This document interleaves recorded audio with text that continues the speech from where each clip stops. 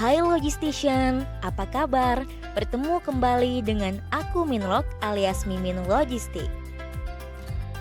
Akhir-akhir ini, kita sering sekali mendengar istilah blockchain, di mana blockchain merupakan teknologi dasar dari cryptocurrency seperti Bitcoin yang sangat populer.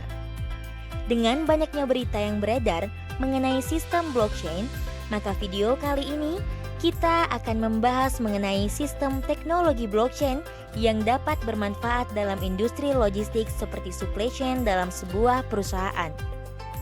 Seperti halnya teknologi baru, maka terdapat harapan yang besar di dalamnya sekaligus pertanyaan di dalamnya, mulai dari definisi blockchain, jenis-jenis blockchain, manfaat dan contoh penerapan dari sistem blockchain dalam supply chain.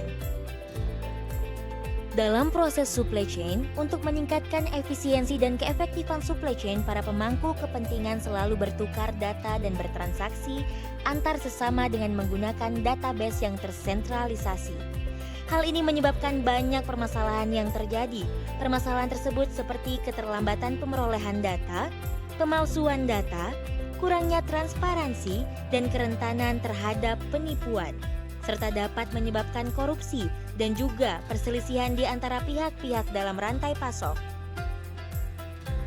Untuk itu, logistician semua, berkembanglah sistem dengan pemerolehan dan pengumpulan data yang terdesentralisasi sehingga memudahkan kita untuk memperoleh informasi dari setiap pemegang kepentingan yang disebut blockchain. Konsep blockchain juga dikemukakan oleh Satoshi Nakamoto yang mengatakan bahwa blockchain merupakan teknologi yang mendasari sistem uang elektronik peer-to-peer atau P2P yang dikenal sebagai Bitcoin cryptocurrency pertama.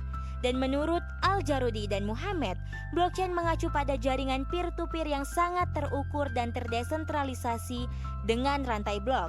Sebagai teknologi, blockchain menempatkan keunggulan jaringan peer-to-peer dan kriptografi bersama-sama untuk memastikan validitas transaksi.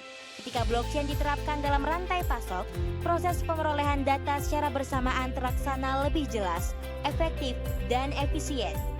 Untuk memahami lebih dalam terkait blockchain, logistician semua juga harus mengetahui apa saja jenis-jenis dari blockchain. Untuk itu, berikut ini adalah jenis-jenis blockchain. Pertama, blockchain public, di mana blockchain public dikenal juga sebagai permissionless blockchain.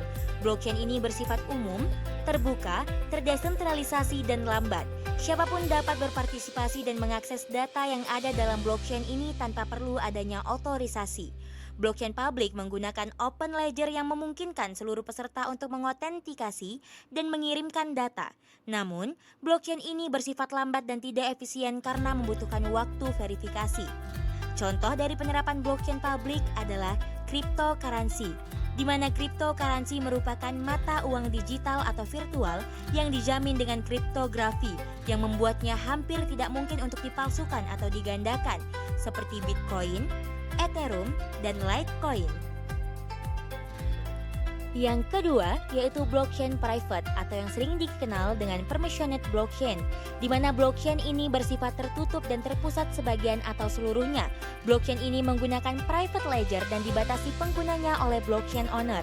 Hanya blockchain owner yang dapat menentukan peserta mana yang dapat memvalidasi transaksi pada blockchain tersebut.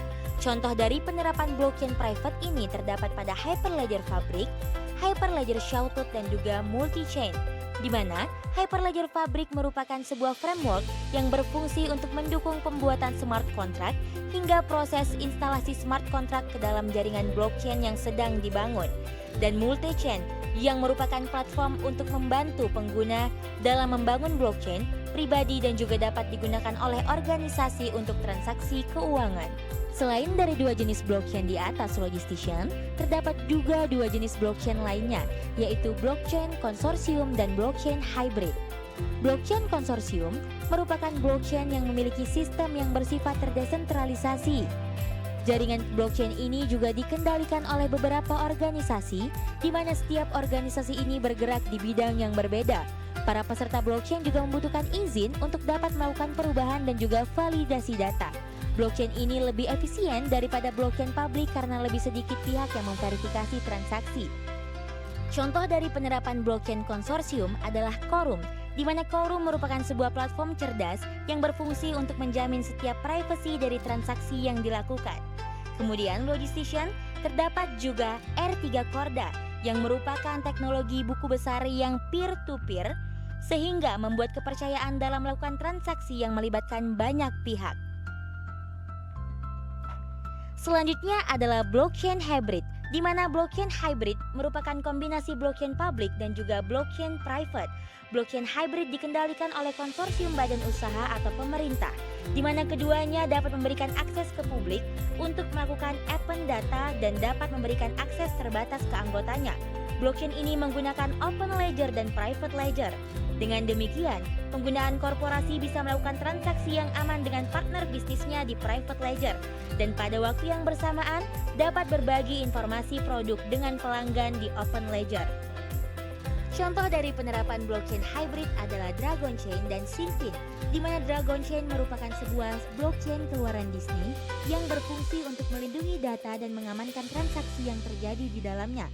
Kemudian terdapat Synfin yang merupakan perusahaan teknologi hybrid yang dioptimalkan untuk perdagangan dan keuangan internasional sehingga mengamankan data dan transaksi. Dan contoh yang terakhir adalah Libra, yaitu mata uang kripto yang dikembangkan oleh Facebook, di mana Libra juga dapat digunakan sebagai perantara mata uang tradisional. Baiklah Logistician, setelah mengetahui jenis-jenis dari blockchain, tentunya kita lebih memahami sistem blockchain. Namun rasanya masih kurang lengkap jika Logistician semua tidak langsung mempelajari dari contoh kasus penerapan sistem blockchain. Untuk itu, mari kita lihat contoh kasus penerapan blockchain dari supply chain pada industri makanan. Retailer asal Prancis Carrefour telah meluncurkan informasi blockchain untuk 20 item termasuk berbagai jenis daging hewan, olahan makanan yang berbahan dasar hewani dan jeruk. Pelanggan dapat memindai kode QR pada jeruk Bali Pomelo dengan menggunakan ponsel yang mereka miliki dan mencari tahu kapan tanggal panen, di mana lokasi panennya dan siapa pemilik kebun panen, serta berapa lama waktu transportasi yang dibutuhkan dari tempat pengemasan ke Eropa dan bagaimana tips cara penyajian buah yang baik. Penggunaan blockchain untuk berbagi informasi produk dengan pelanggan telah menghasilkan penjualan buah jeruk Bali Pomelo yang lebih cepat di Carrefour. Berbagi informasi dengan pelanggan juga membantu Carrefour untuk mendapatkan kepercayaan pelanggan. Inisiatif ini sangat populer di Cina, di mana umumnya bagi setiap pembeli untuk dapat memindai kode QR. Selanjutnya diikuti oleh Carrefour Italia dan Prancis, di mana rata-rata pembeli menghabiskan sekitar 90 detik untuk membaca informasi asal produk yang mereka beli.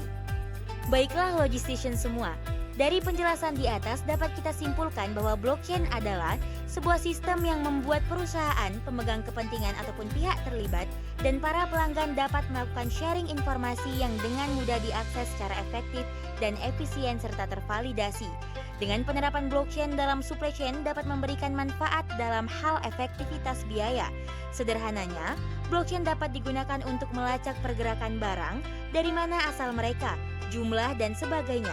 Ini membawa tingkat transparansi baru ke ekosistem business to business atau B2B, menyederhanakan proses seperti transfer kepemilikan, jaminan proses produksi dan juga pembayaran. Semoga video ini bermanfaat untuk Logistician semua. Dan untuk video pembelajaran lainnya dapat diakses melalui media sosial kami di @lpi_inbound dan channel YouTube kami di LPI Production. Terima kasih dan sampai jumpa.